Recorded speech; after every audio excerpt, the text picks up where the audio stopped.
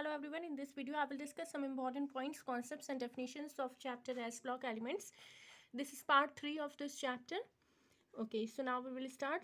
Alkaline earth metals. Members of the group 2 of the periodic table consist of 6 elements: beryllium, magnesium, calcium, strontium and radium. Radium is however radio active. तो ये जो second group होता है periodic table में उसको बोलते हैं alkaline earth metal. और इसमें जो रेडियम होता है ये सारे एलिमेंट्स होते हैं इसमें, लेकिन इसका जो रेडियम है वो रेडियो एक्टिव होता है. ठीक है, ये सारे एलिमेंट्स जो हैं इनको हम एल्कलाइन अर्थ एलिमेंट बोलते हैं क्योंकि उनके जो ऑक्साइड्स होते हैं magnesium, carbon, strontium and barium के वो अर्थ क्रस्ट में पाए जाते हैं. और ये जो होते हैं ये इनका जो मिक्सचर है ये एल्कलाइन होता है. जनरल जो इलेक्ट्रॉनिक कॉन्फ़िगरेशन होती है इनकी वो क्या होती है? नोबेल गैस NH2, जहाँ पर N की वैल्यू 2 से लेके 7 तक हो सकती है. एटॉमिक और आयोनिक रेडियस की बात करते हैं एल्कलाइन अर्थ मेटल्स की, तो ये जैसे जैसे हम ये जो इनकी एटॉमिक और आयोनिक रेडियाई होती है एल्कलाइन अर्थ मेटल्स की वो थोड़ी ज़्यादा होती आर फेयरली लार्ज है दो smaller than those of the corresponding alkali metal. जैसे जैसे हमने देखा था कि जैसे जैसे हम पीरियोडिक टेबल में लेफ़्ट टू राइट जाते हैं, ठीक है, तो जैसे जैसे हम लेफ़्ट टू राइट जाते हैं तो उनका साइज़ छोटा होता रहता है. तो इसी तरीके से क्योंकि एल्कलाइन अर्थ मेटल जो है वो सेकंड वाले होते हैं, ठीक है,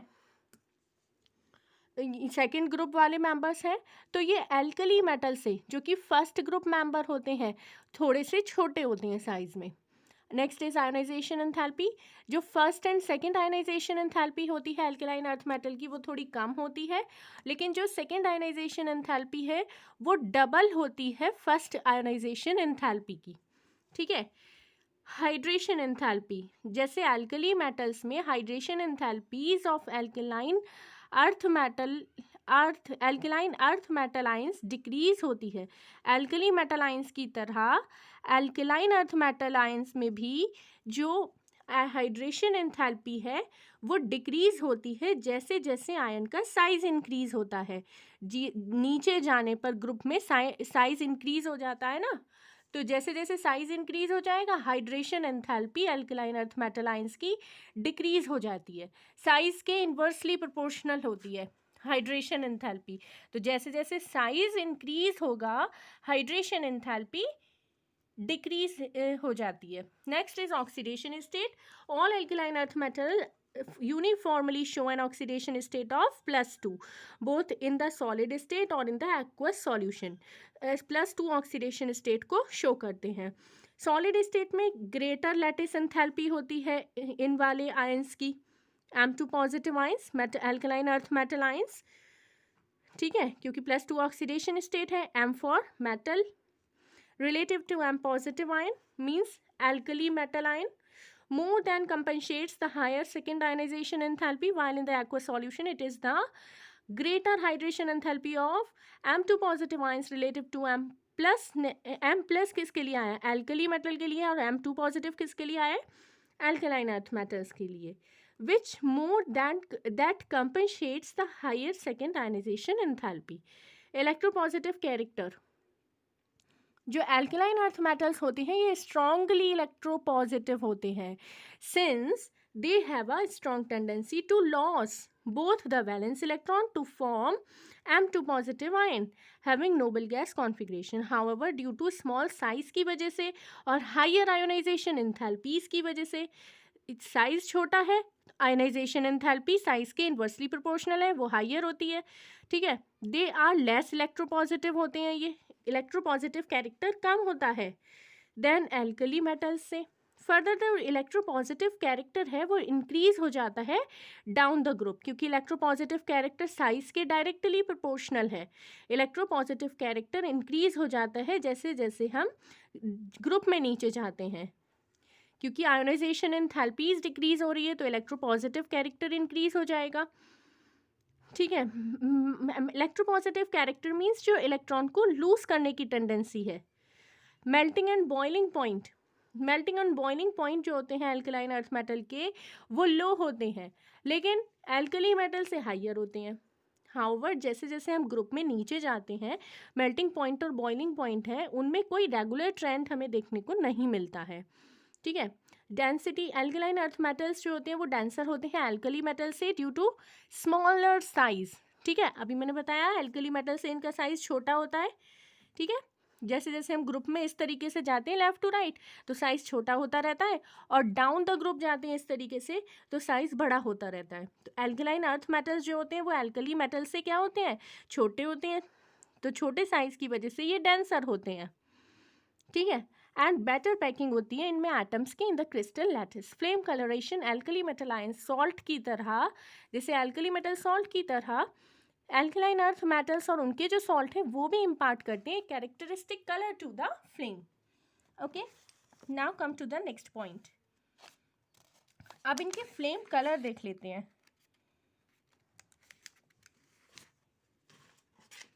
एक minute.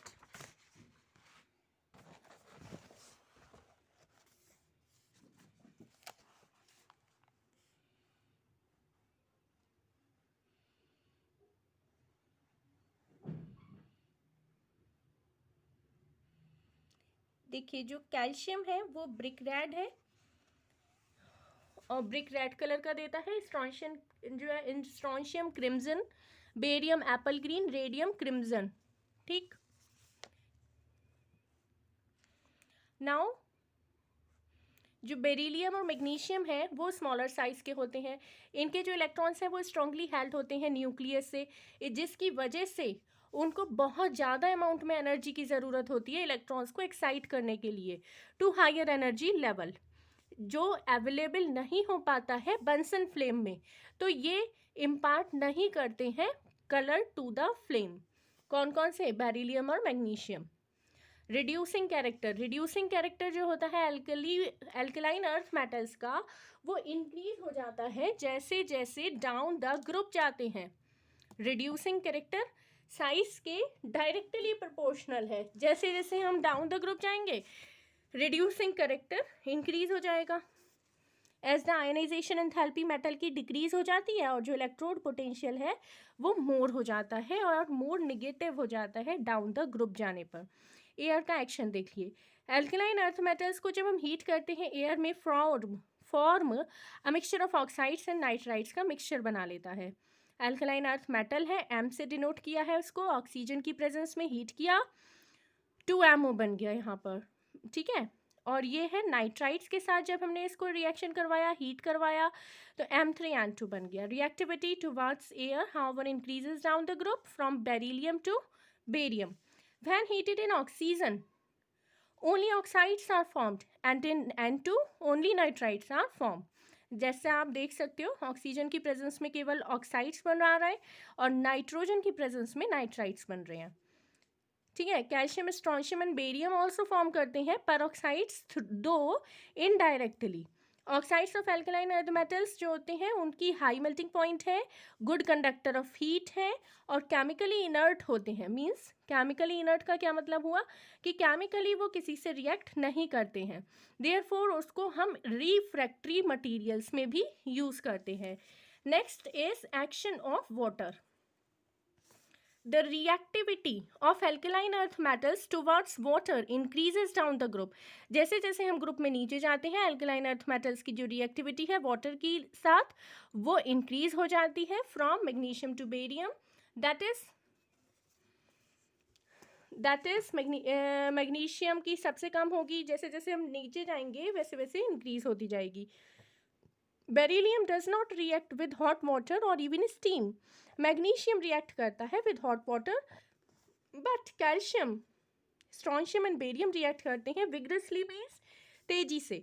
Even with cold water evolve करते हैं hydrogen gas M+2H2O 2MOH whole twice plus H2, जहाँ पर M इज इक्वल्स टू है मैग्नीशियम, कैल्शियम, स्ट्रॉन्शियम और barium. BeOH whole twice is amphoteric, while all other जो एल्कलाइन अर्थ मेटल्स हैं hydroxides हैं वो बेसिक नेचर के होते हैं। इनकी जो सॉल्युबिलिटी होती है वाटर में, इनकी जो सॉल्युबिलिटी है वाटर में और जो बेसिसिटी है वो इंक्रीज हो जाती है डाउन द ग्रुप जाने पर, from magnesium hydroxide to barium hydroxide. Next is action of hydrogen. All the alkaline earth metals except beryllium combine हो जाते हैं हाइड्रोजन के साथ directly on heating to form metal hydride MH2. जो stabilities होती हैं इन हाइड्राइड्स की वो डिक्रीज हो जाती हैं down the group from beryllium to barium because their lattice enthalpies decrease down the group as the size of the metal cation increases. Both beryllium both BeH2 and MgH2 covalent होते हैं means and covalent होते हैं और electron deficient वाले molecules होते हैं. ये इनमें पॉलीमेरिक स्ट्रक्चर बनते हैं involving hydrogen bridges while all other जो हाइड्राइड्स हैं कैल्शियम स्ट्रोंशियम और बेरियम के जो हाइड्राइड्स होते हैं वो आयोनिक होते हैं और हाइड्रोजन को लिबरेट करते हैं जब हम उनको H2O से रिएक्ट करवाते हैं. ठीक है. BeH2 बेरिलियम हाइड्राइड और MgH2 मैग्नीशियम हाइड्राइड कोवेलेंट है और इलेक्ट्रॉन डेफिशिएंट मॉलिक्यूल हैं. पॉलीमेरिक स्ट्रक्चर होते हैं इनके हाइड्रोजन ब्रिजेस बनते हैं. बाकी जो हाइड्राइड्स होते हैं अल्कलाइन अर्थ मेटल्स के वो आयोनिक होते हैं हाइड्रोजन को लिबरेट करते हैं जब हम वाटर से उनको रिएक्ट करवाते हैं. CaH2 को हाइड्रोलिथ बोलते हैं और ये यूज़ होता है for large scale production of H2 formation of carbides. Except BE beryllium को छोड़ के जितने भी अल्कलाइन अर्थ मेटल्स हैं वो रिएक्ट करते हैं कार्बन के साथ जब हम उसको हीट करते हैं इलेक्ट्रिक फर्नेस में टू फॉर्म करते हैं कार्बाइड्स जिसका जनरल फार्मूला होता है कार्बाइड्स का MC2. इनको हम एसिटाइलाइट्स बोलते हैं बिकॉज ऑन हाइड्रोलाइसिस करने पर हाइड्रोलाइसिस का क्या मतलब होता है वाटर की प्रेजेंस में उसको ब्रेक करने पर वो प्रोड्यूस करते हैं acetylene CH triple bond CH. ठीक है. Ethyne MgC2 on heating form करते हैं Mg2C3 which on hydrolysis gives propyne. ठीक है. BeO जब हम हीट करेंगे कार्बन से तो वो BE2C बनाएगा. ये हाइड्रोलाइसिस करने पर मीथेन बना लेता है. ठीक है. अब action of acids alkali metals की तरह जो एल्कलाइन अर्थ मेटल्स होती हैं वो भी रिएक्ट करते हैं विद एसिड्स एंड डिवॉल्व करते हैं H2 गैस. बेरिलियम जो होता है वो एम्फोटेरिक होता है डिजॉल्व होता है बोथ इन एल्कलीज में भी और एसिड्स में भी और लिबरेट कर देता है H2 गैस. नेक्स्ट लेक्चर में हम बैच रिडक्शन से पढ़ेंगे. ठीक है. On this channel we will provide you best content of physics chemistry and biology. Okay, and now we will discuss other remaining important points, concepts, formulas and questions of this chapter in the next video.